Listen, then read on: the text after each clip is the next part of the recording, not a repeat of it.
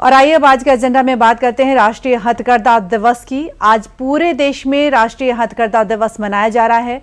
भारत के 35 लाख से अधिक लोगों की जो आजीविका है उससे जुड़ा हुआ है हथकरघा क्षेत्र, और आज भी ग्रामीण अर्थव्यवस्था की जो मजबूत रीढ़ है वो हथकरघा ही है।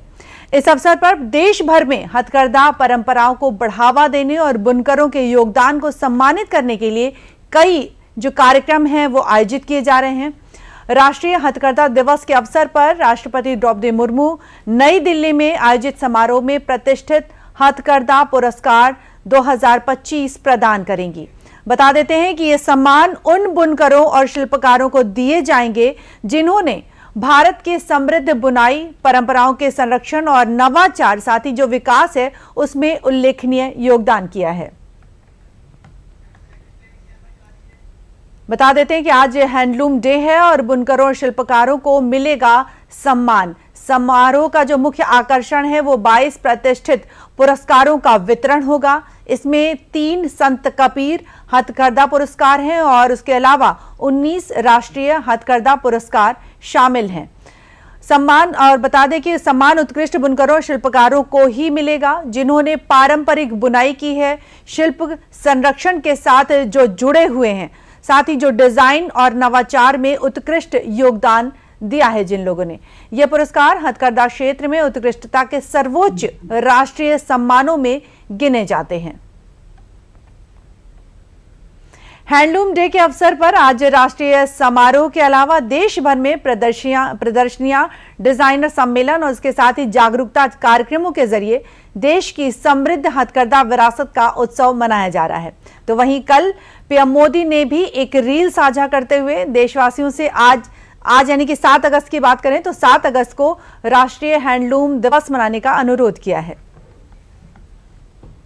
साथियों, 1905 7 अगस्त हमें भूलना नहीं है। 7 अगस्त 1905 को देश की आजादी के लिए स्वदेशी आंदोलन का प्रारंभ हुआ था और आत्मनिर्भर भारत की नींव डाली गई थी। अंग्रेजों के खिलाफ देशवासियों ने एक बहुत बड़ी लड़ाई लड़ी थी। जन जन जुड़ गया था। अभी पिछले सप्ताह आप सबने फ्रेंडशिप डे मनाया। मैं आज आग्रह करता हूं 7 अगस्त हैंडलूम डे होता है।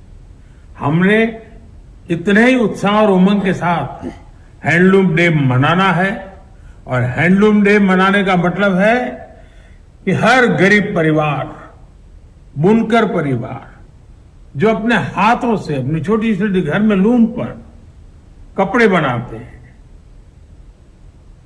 और नई नई वैरायटीज होती है। आप देखिए ना क्या कुछ नहीं है। और आप भी तो इस प्रकार से एक हैंडलूम की वैरायटी के साथ GRWM वीडियो करके जरूर दुनिया के सामने अपनी बात रख सकते हैं। हैंडलूम के लिए लोगों को प्रेरित कर सकते हैं। हमारा काम है आत्मनिर्भर भारत बनाने के लिए हमारे इन छोटे छोटे छोटे गरीब परिवारों को भी आर्थिक रूप से समृद्ध करना। आइए हम स्वयं हैंडलूम से कुछ न कुछ खरीदें, उसका एक वीडियो बनाएं और देश और दुनिया में उस वीडियो को प्रचारित करें ताकि हमारे बुनकर भाई बहनों के सामर्थ्य का परिचय दुनिया को भी हो। आइए 7 अगस्त हैंडलूम डे।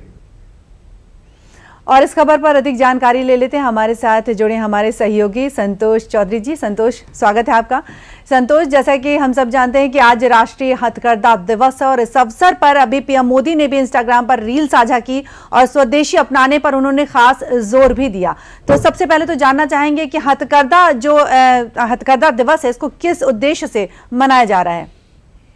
बिल्कुल निधि, और जैसे पीएम मोदी का भी मैं वीडियो सुन रहा था, उन्होंने संदेश जो दिया, आज से कहा जा सकता है कुछ साल पहले पीएम मोदी ने एक बड़ा अभियान चलाया था, गेट रेडी विद मी, यानी कि जो स्थानीय कपड़े हैं, जो स्थानीय बुनकरों द्वारा कपड़े हैं उनको पहने और उनकी फोटो क्लिक करें और फोटो शेयर करें। ये आप मान के चलिए कि 2014 के बाद जिस तरीके से हम जब हैंडलूम की बात करते हैं, हथकरघा उद्योग की बात करते हैं, हाथ से बड़े कपड़ों की बात करते हैं, तो पीएम मोदी सबसे बड़े ब्रांड एम्बेसडर रहे। 12 मई 2020 को पीएम मोदी ने वोकल फॉर लोकल की शुरुआत की। अब आप इसे 3 बड़े मंत्रों में आप समझ सकती नहीं थी कि 3 बड़े मंत्र। पहला बड़ा मंत्र आत्मनिर्भर भारत का, दूसरा बड़ा मंत्र जो है वो वोकल फॉर लोकल का, और तीसरा बड़ा मंत्र पीएम मोदी ने कहा कि लोकल टू ग्लोबल। यानी कि ये 3 मंत्रों को अगर हम जोड़ लें तो जो हथकरघा की बात करते हैं, जो हैंडलूम की हम बात करते हैं, उनको एक बड़ी ऊंचाई। और शायद इसलिए मैं एक छोटा सा आंकड़ा पेश करूं, 2025-26 के आंकड़ों की बात करें तो लगभग 2025-26 में खादी और ग्रामोद्योग के हम अगर कहा जा सकता है कि निर्यात की बात करें, खरीदारी की बात करें, तो 1.87 लाख करोड़ रुपए का व्यापार हुआ। इतना सामान कहा जा सकता है हैंडलूम का भारत ने बेचा। रोजगार की बात करें तो लगभग इस साल 2 करोड़ लोगों को रोजगार मिला, और जो कारीगर हैं उनकी आमदनी में, उनकी मेहनताने में लगभग 275% की बढ़ोतरी हुई। एक समय था कि खादी के कपड़ों को कोई पसंद नहीं करता था, लेकिन 2014 के बाद जिस तरीके से पीएम मोदी ने खादी को अपने आप एक ब्रांड बना दिया, हाथ की बनी हुई सामानों को अपने आप एक ब्रांड बना दिया, और शायद इसीलिए वोकल फॉर लोकल जैसे बड़े अभियानों की शुरुआत हुई। हम उत्तर प्रदेश जैसे बड़े राज्यों की बात करें तो हम बनारस की अगर बात करें तो बनारसी साड़ी की हम बात कर सकते हैं।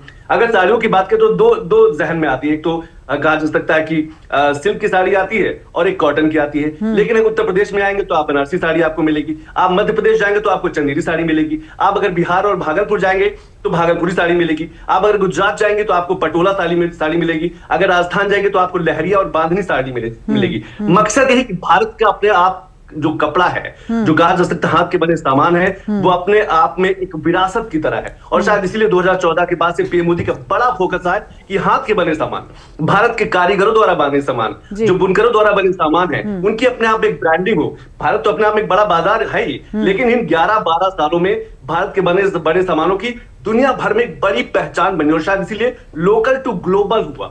उत्तर प्रदेश की बनारसी साड़ी दुनिया भर के देशों में जाती है। अगर हम मध्य प्रदेश की चंदेरी साड़ी की बात करें तो अब दुनिया भर के कहा जा सकता है देशों में जाती है। और शायद यही बड़ा मकसद था कि पीएम मोदी लगातार एक ब्रांड एम्बेसडर की तरह काम करते रहे।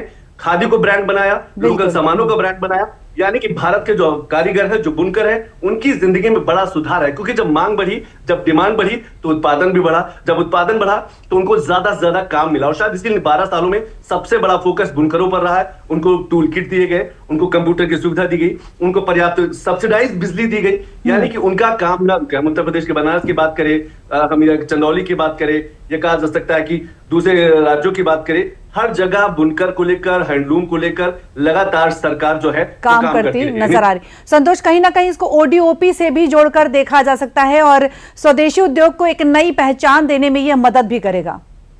बिल्कुल आपने सही कहा, ओडीओपी जैसी योजना ने उत्तर प्रदेश की तो बड़ी तस्वीर बदल दी। हम अलग अलग जिलों की बात करें, जो 1 डिस्ट्रिक्ट 1 प्रोडक्ट की बात करें, तो इस योजना ने कहा जा सकता है कि जो स्थानीय लोग हैं, जो गांव में कहा जा सकता है छोटा सा बुनकर है, तो एक छोटा सा हैंडलूम लेकर अपने घर के कहा जा सकता है कि बाहर बरामदे में काम कर रहा है, उसको उस तक सरकार पहुंचे, उस तक सरकार की योजनाएं पहुंचे। और शायद ओडीओपी जैसी योजना है, वोकल फॉर लोकल जैसी योजना है, उसने सरकार के साथ साथ कहा जा सकता है कि जो कारीगर हैं, जो कर्मचारी हैं, जिसमें काम करने वाले लोग हैं, उनको बड़ा मौका दिया। बैंक से ऋण बड़ा आसान कराया गया। पहले बैंक से लोन लेना कि हमको छोटा सा अगर हैंडलूम लगाना है, 10 कारीगरों की यूनिट लगानी है, तो बड़ी मुश्किल होती थी। बैंक के बहुत चक्कर लगाने पड़ते थे, बहुत कागजी कार्रवाई हुआ करती थी। उसको बड़ा सरकार ने आसान कर दिया कि अगर आप कोई भी एमएसएमई के तहत एमएसएमई से जुड़ा, उसको लोन लेना है तो आसान तरीके से लोन मिला। लेकिन अभी भी बहुत काम करने की जरूरत है, क्योंकि युवाओं की कहा जा सकता है कि बड़ा इंटरेस्ट जो है अब हैंडलूम की तरफ बढ़ रहा है। क्योंकि जिस तरीके से हैंडलूम का अपने आप एक बड़ा बाजार बढ़ गया है, दुनिया भर में बड़ी डिमांड हो गई है। भारत के कारीगरों द्वारा हाथ से बने जो सामान है, उसको लेकर युवा काफी आकर्षित हो रहा है। लेकिन अभी और बहुत कुछ काम करने की जरूरत है निधि, जरूरत है। और जिस तरह से इन बुनकरों का जो मनोबल है वो बढ़ाया जा रहा है, और इस अवसर पर बुनकरों को राष्ट्रीय सम्मान भी दिया जा रहा है, तो क्या कहते हैं कि ये आयोजन जो है बुनकरों के लिए कितना महत्वपूर्ण है?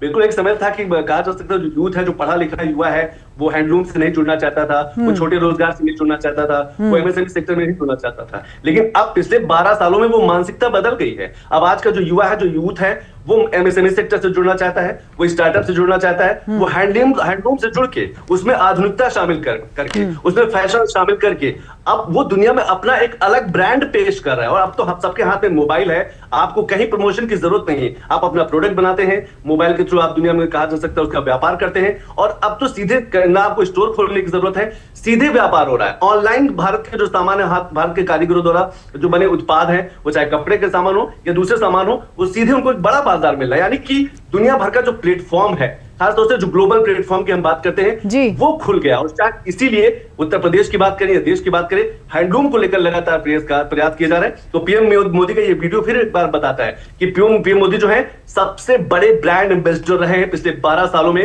हैंडलूम को लेकर, छोटे उत्पादों को लेकर और खासतौर से हाथ से बने उत्पादों को लेकर। निधि जी, बहुत अच्छे से आपने समझाया कि किस तरह से बुनकरों का मनोबल बढ़ाया जा रहा है, किस तरह से इसको ओडीओपी से जोड़ा जा रहा है, किस तरह से ये देश के विकास को और मजबूती दे रहा है। बहुत बहुत धन्यवाद संतोष, तमाम जानकारियां शेयर करने के लिए।